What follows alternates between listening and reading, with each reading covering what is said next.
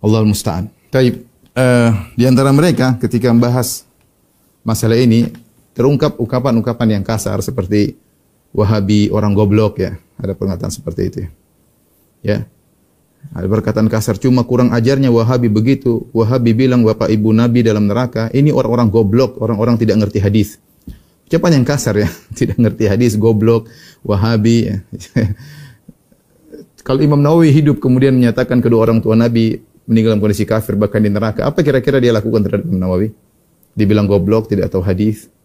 Kalau Imam Zahabi kemudian menyatakan pernyataan yang sama. Kalau Imam Ibnu Katsir menyatakan pernyataan yang sama. Ke Al-Biqai, Al-Baihaqi, kumpulan sejumlah deretan ulama-ulama besar mazhab Syafi'i kemudian dikatakan goblok atau dikatakan Wahabi kali. Oh, itu Wahabi. Ya.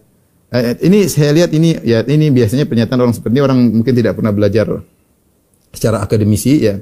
Wajar ya kita memaklumi, semoga Allah mengampuni orang-orang seperti ini. Kemudian memberi statement-statement yang seperti ini. Dan tadi karena masyarakat kebanyakan tidak ngerti tentang permasalahan sebenarnya terbawa ikut-ikut menggoblokkan. Dia tidak tahu bahwasanya yang ucapkan ini bukan Firanda atau Fulan, banyak ulama yang berpendapat seperti itu. Saya kemudian 40 orang nanti sebutkan ya.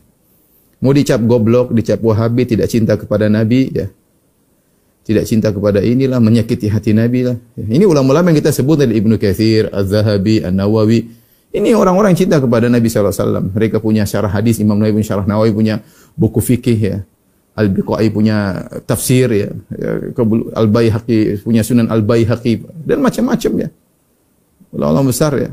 Ulama besar yang sangat cinta kepada Nabi SAW, punya sirah ditulis oleh Ibnu Katsir, sirah Nabi ya. Makanya kadang-kadang aneh, maksudnya mereka menuduh kita gara-gara kita bahas ini tidak cinta kepada Nabi. Sementara mereka sendiri tidak pernah mengajarkan sirah Nabi dari awal sampai akhir. Ya. Mereka tidak pernah atau jarang bahas hadis Nabi. Hadis Nabi tidak pernah dibahas ya. Sebagian mereka mungkin hanya kumpul orang kemudian salawatan melulu ya. Sementara ilmu tentang hadis Nabi tidak dibahas ya. Kemudian isinya mencaci maki, mencela orang yang kemudian bahas masalah ini ya. Ini hanya saya menyampaikan untuk agar seorang cerdas jangan mudah diprovokasi ya, memecah belah kaum muslimin ya. Masalah biasa. Anda berpendapat bahwasanya orang tua Nabi di surga, tafadhal silakan.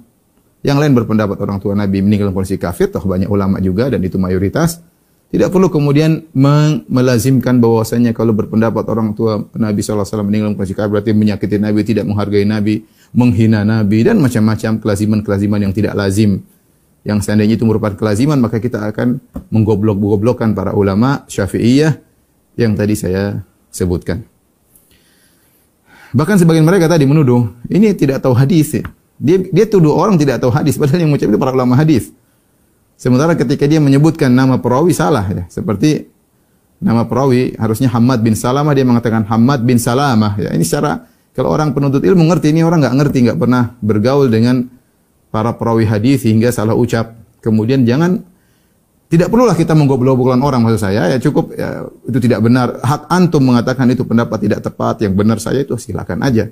Tapi mengatakan goblok, tidak ngerti hadis, padahal dia sendiri tidak ngerti hadis. Ya, ini adalah hal yang konyol menurut saya.